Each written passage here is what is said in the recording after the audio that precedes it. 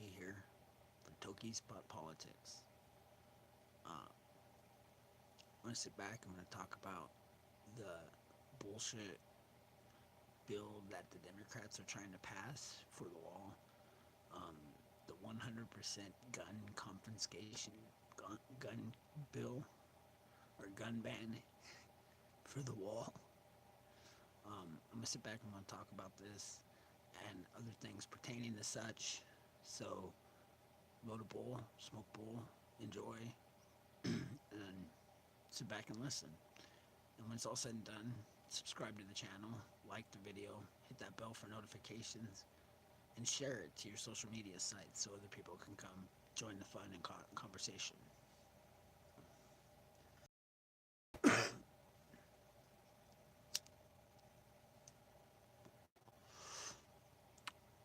I do live in Oregon, a very liberal state, but it's also a recreational state and a municipal state. So I am legal to smoke, and I encourage all you guys to do the same.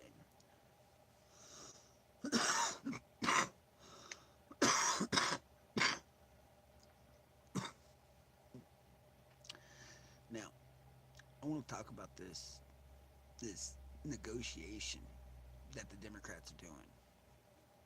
This idea that Nancy Pelosi said will fund the wall if President Trump agrees to a complete gun ban in the United States. Okay, this is ludicrous. This is the most ridiculous form of negotiation in American history. We have people simply saying, if you're going to offer me this, I'm going to offer you that. Neither one of them are worth anything, and neither one of them are really going to happen.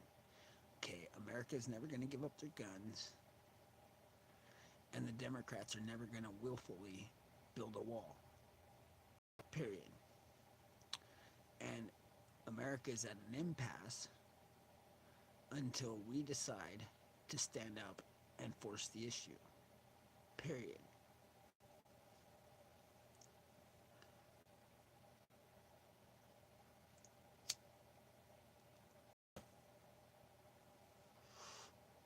What we have going on now is a political tug of war.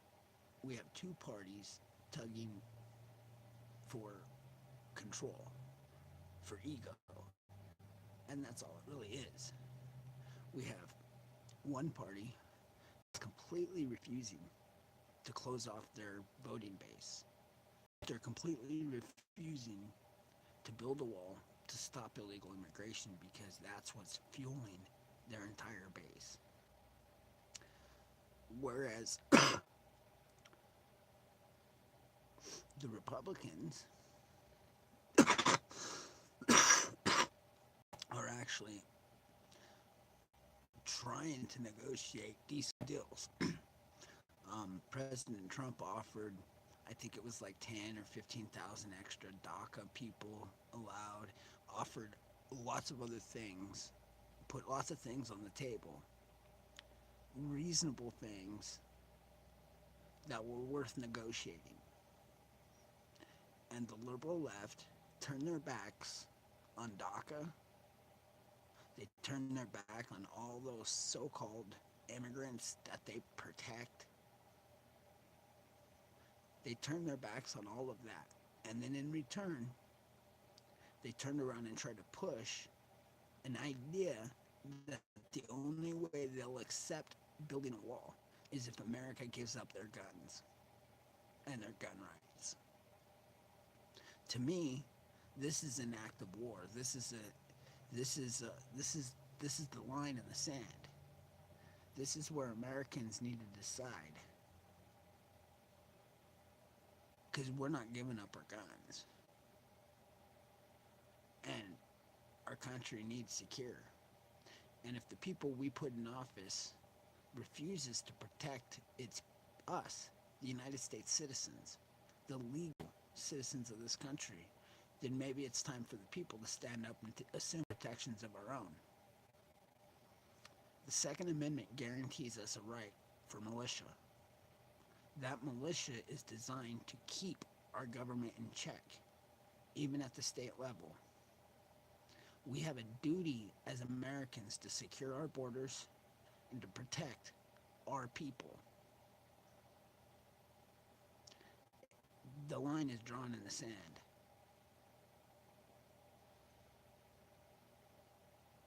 It's time to pick a side. It's time to decide whether or not you're going to defend this country and the future of it, whether you're going to stand with us, or whether you're going to turn your back on America, go to the left, and side with the liberal socialists, looking to remove our guns, open our borders, and infiltrate our country with millions of people who are unvetted, undocumented, unannounced, unidentified. That's the left. That's what they want.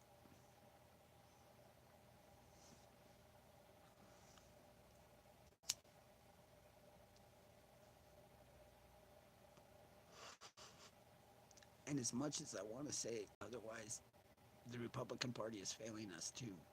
Because at this point, the Republican Party needs to just admit that the Democrats are refusing to budge, refusing to work with them. And the Republicans should just the nuclear option. They should just look into going over their heads.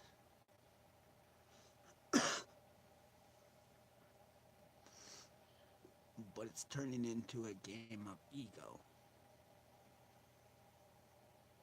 One is fighting for us and unwilling to bend, while Pelosi is fighting for illegals and refugees.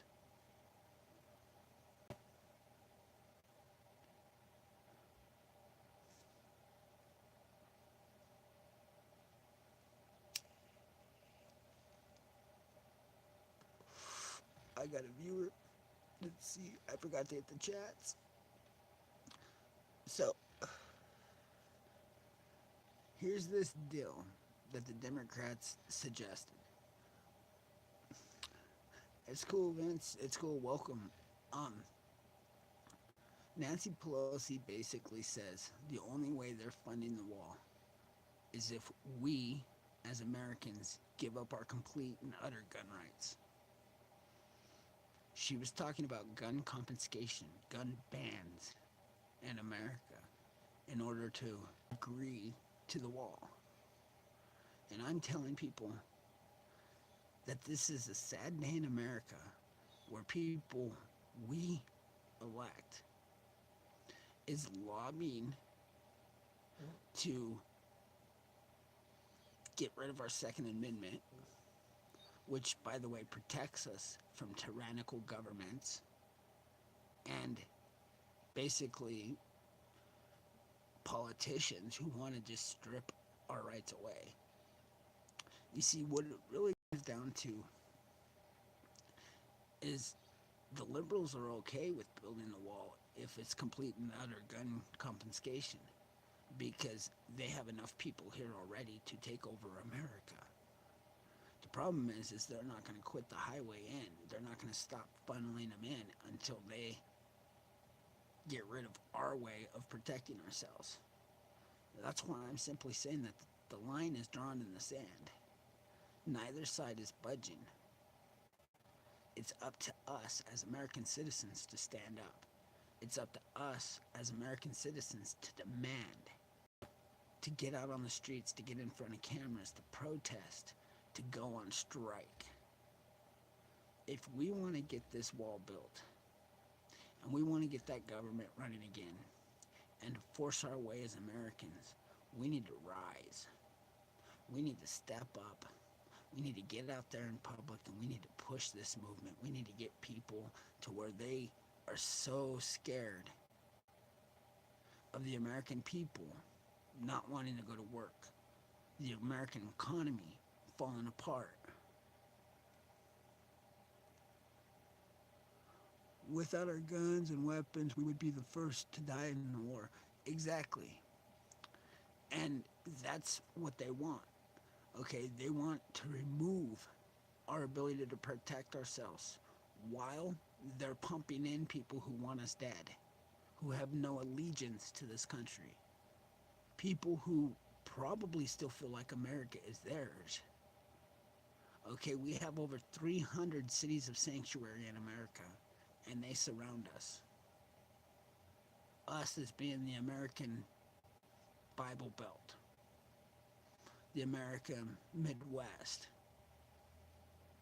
the people who still believe in the Southern roots and Southern heritage, the people still willing to stand up. Because if you think about who's driving this movement, really, it's the people that's going to refuse to give up their gun rights, and that's the rebels. It's the same people who wanted to stand up against the tyranny back in the Civil War days. That's what we're facing right now. History is repeating itself. We have a government that is split in two. One wants to secure our nation, allow the American people to continue being America and to dream and have the American dream with the American experience. We pushed legal immigration so it still has meaning, so it's still worth something. All of which the other side, the left, I can't even call them Democrats anymore, the left, the liberal socialist, they push to remove our laws, they push to remove our borders, our security, they push to undermine our police, our military, they push to remove our faith, our heritage, and our guns.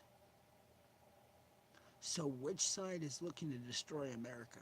Which side really is looking to kill people and have American citizens die? And I tell people all the time, the Republican Party is not out of blame either. They've had plenty of presidents that could have closed those borders, that could have built that wall. Plenty of presidents that could have done it, ranging from junior all the way to senior to Reagan, all of them. There's a bunch of presidents that were Republicans that could have built that wall just the same. It's taking a non-politician to stand up and fight for us. Isn't it weird that the one guy that stood in front of Congress and called the entire establishment liars and crooks in the swamp, he's the guy getting bashed. He's the guy that's standing up. He's the guy that's trying to close our borders. He's the guy that's trying to get security in this nation. And he's getting bashed. Actually, by both sides. The question is why? Why do they hate him so bad? Is it because he walks among us? He speaks the truth? He gets shit done? I think it's both parties are at fault. It's nothing but a big cockfight with them all, and that's why all this is. And that's true. That's what it is. It's a chest pumping act. Both parties are pumping their chests at each other. Neither party wants to budge an inch. And it is both parties' fault. The liberals are the ones that created the problem. They let it happen. They opened up the borders. They allowed illegal immigration. They did nothing to stop it. And the Republicans have not had the balls to stand up to do anything about it either. As I said, they've had plenty of opportunities and done nothing. And the fact that they make a lot of money off of drug cartels, drug deals, and such might have something to do with it. Just saying.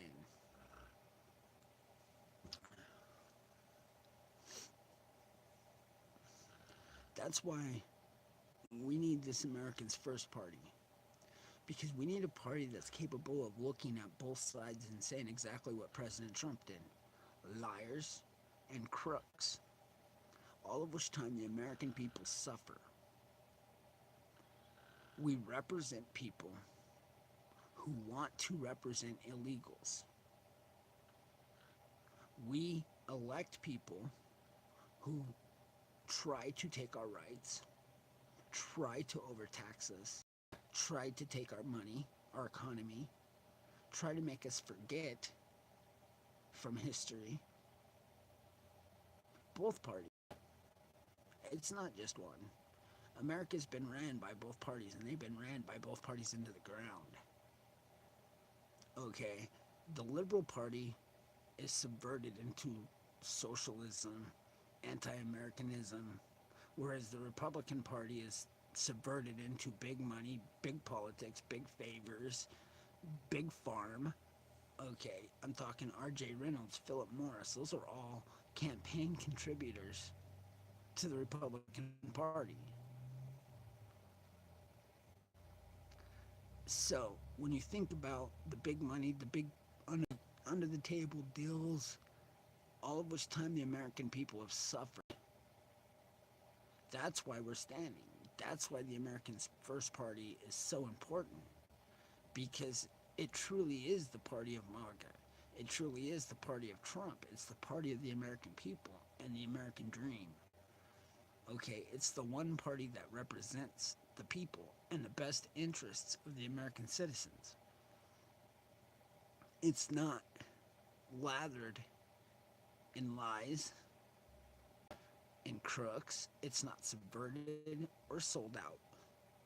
This is a new party with Americans, and Americans who believe in America.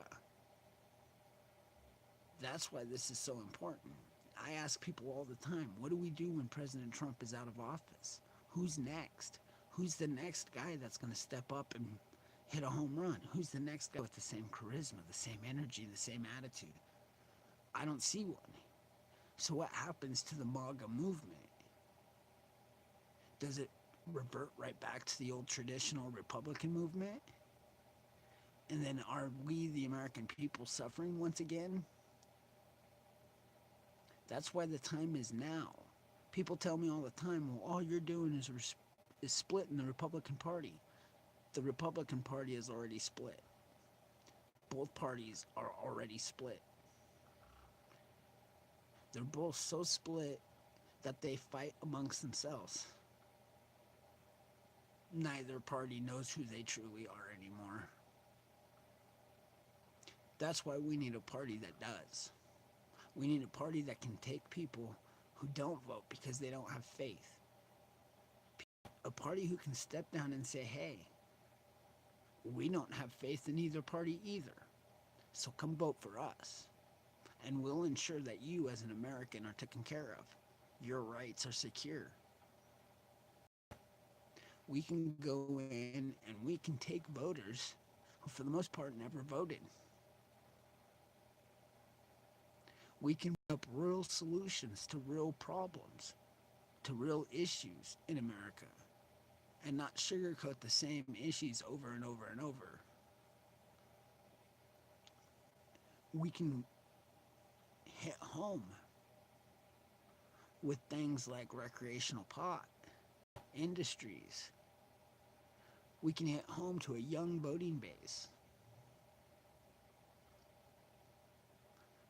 We can hit home to veterans and older voters who still believe in America and Trump's America. We can hit home with the MAGA people. You see, when you think about it, we can start taking votes from both parties. We, as the Americans First, has that ability. Do you know what's up with that article about the MAGA teenager, a Vietnam vet? No, I haven't read that one, man. I will, though. I'll go check it out. Uh,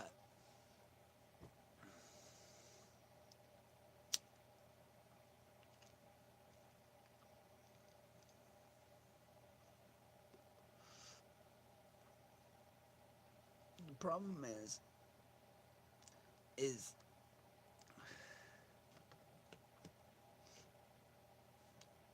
so many people in this country have already lost faith. They've already lost faith in the system and the people running it. Politics has turned into politics as usual. Nothing gets done, nothing gets solved. And that's where we're at. Will the government ever stop being shut down? Well, do you see Pelosi or Trump backing down?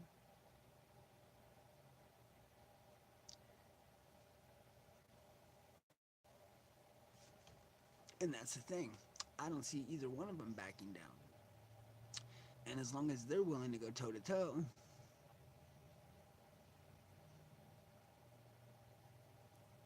nah, I didn't see that teenager harassing him. Nah, um, teenager. And don't believe everything you read sometimes, bud.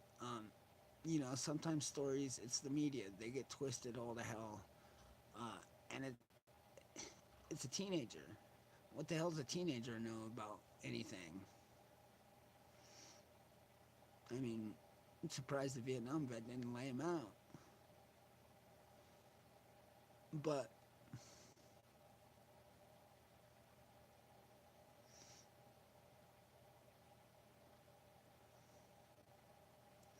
I mean, there's no denying that America is split on a lot of issues. Okay, there's no denying that the Vietnam War created a lot of liberals, a lot of anti-war mongrels. There's no doubt. It was a long war, it was a hard war, and the media subverted the hell out of America to the point where we hated our soldiers. We despised them. We spit on them. We treated them like shit. Many of them never felt truly American after that.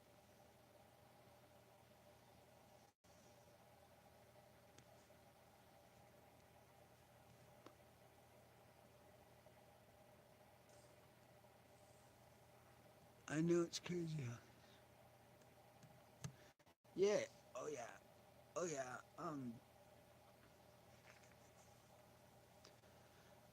The problem already is one. It's a teenager, so you don't know. You can't put them necessarily responsible for their actions. Two, I don't know what mom said, but if it's, you know, you ought to respect your veterans. Period. Even if their opinions differ from yours, you have to respect your veterans. They fought for this country.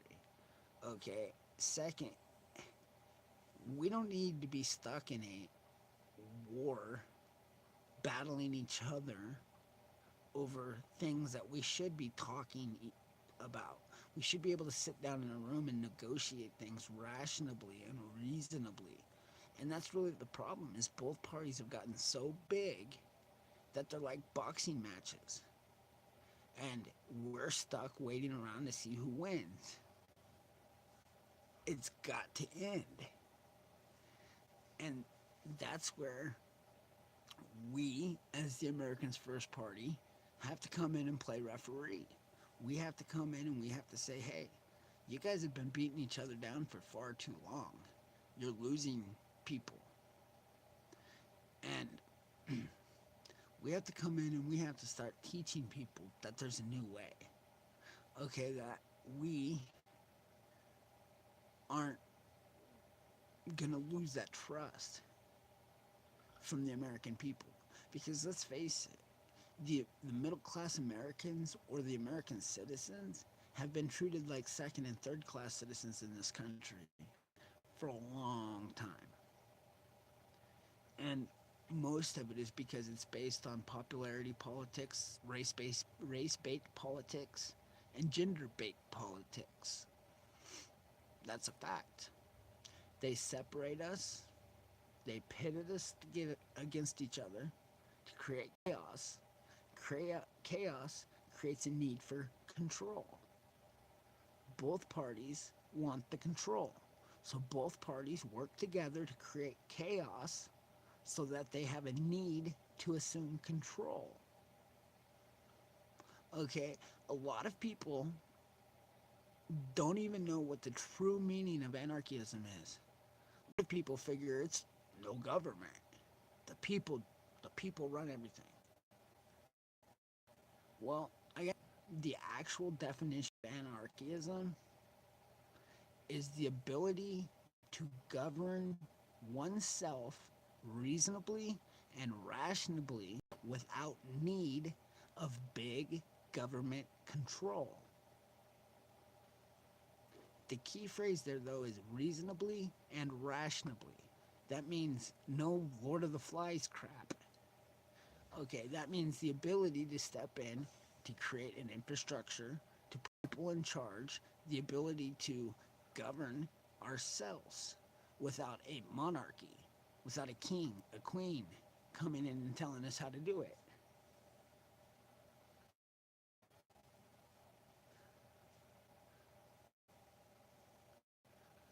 A lot of people don't know that. So this entire young generation is out there believing that we should just overthrow the government and run ourselves. Well, that's complete and utter chaos, which is exactly what happens and gives justification for more government control. So the more people want anarchy, or what they believe is anarchy, the more the government assumes control. Now, the more people work together, united, the more the people stand. So as long as we, as one, can sit down in a room non-violently, negotiate things out, pick and choose things that we want, make things happen, there's no need for government control. Unfortunately, there is need for government control because they've pitted us into different categories. They've created things like Republican, Democrat, liberal, rhino, married, single, Mexican, American, Native, African American, you name it, all the way down the list. They have all these different categories. And they literally pit us against each other. They pit each category against each other to the point where there's now chaos. And then the government can sit by and say, hey, you guys cannot reasonably and rationally control yourselves. So now we have to step in and do it. That's how that works. So it's in the best interest of both big parties to create chaos, maintain chaos, so that they can maintain a need for control. Period.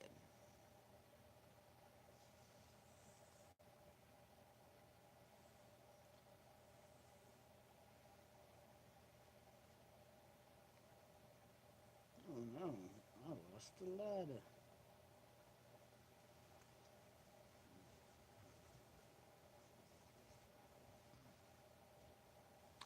Ah,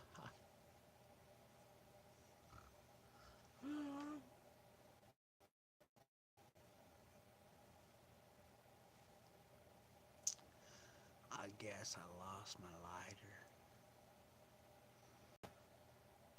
Damn it.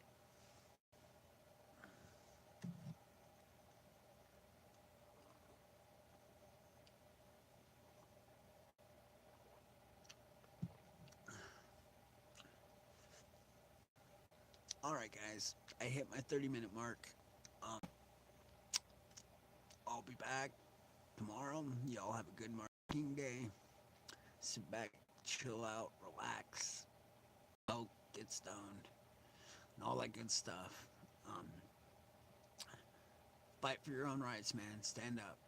Get people in charge. Get people in charge of them themselves. Get people motivated. And that's the big thing. Because if the people, the American citizens, get motivated, we can do anything. So, I hope you guys enjoyed the video. Like the video, subscribe if you haven't already. Hit that bell for notifications. You can come find me on Facebook, YouTube, Twitter, all of them, really. So have a good day. God bless.